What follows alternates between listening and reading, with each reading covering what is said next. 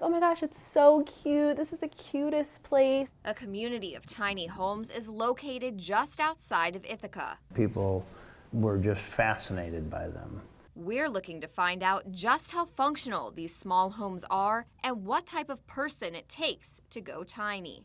Kelly Schmid has been living small for 3 years. I think when you watch TV, it seems complicated. Like you have to have all of the right stuff to live there, and you know, there's just all these different like little places you have to hide things and things like that. And it's easier than you would think. She makes the most of her 850 square feet, which is also home to her boyfriend and dog, Ridley.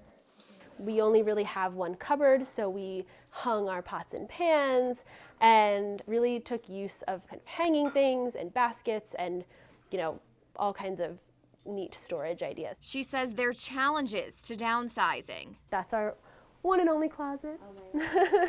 Although she says an open floor plan, high ceilings, and plenty of light help. Downsizing to a more tiny home can be a shock, and you're like, oh my gosh, it's so small, but it actually is bigger once you're living in it. Even though her space is small, it's massive compared to the other homes just around the corner. That's where you'll find Lori Carson.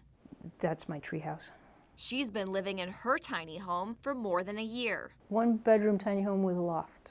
Her home comes in at 550 square feet. That's almost half the size of Schmid's house, and she says it's her paradise. I live pretty simply, forcing myself not to consume a lot, but to be as gentle on the environment as possible. And this gave me a chance to do that. And they're not alone. They live in a community of 140 tiny homes for rent called Boysville. Rental units range from $1,100 to $1,700 a month. We're really building something that people are having an emotional response to.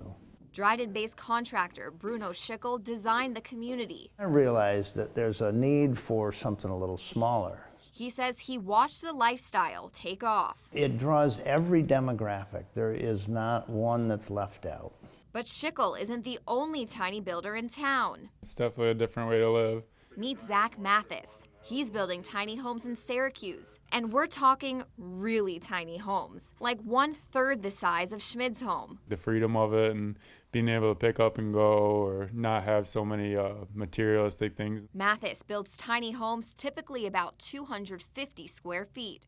To put that into perspective, the average size of a single-family home in the U.S. is 2,500 square feet, meaning you could fit about 9.5 tiny houses inside the average home. But can it really be comfortable? We put it to the test in a 264 square foot house built on a truck. It's something you can build and take with you. Still skeptical of how much living space there is, he showed us a decent-sized bathroom. This is the cutest little sink. It's so cute. A full-size walk-in closet. This is so cool. And 2 lofts for sleeping. I don't see why you couldn't put like a full-size bed in here. Proving you can create a minimalist lifestyle that doesn't feel tiny. It's all about a sustainable lifestyle.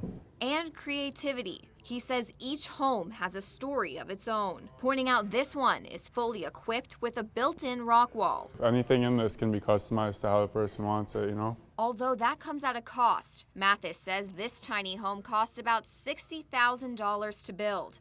It's a lifestyle that pushes people to their limits. You know, getting creative with your storage options is kind of the hardest part. Changing the way they live. I'll find myself being like, we could go smaller. Could you?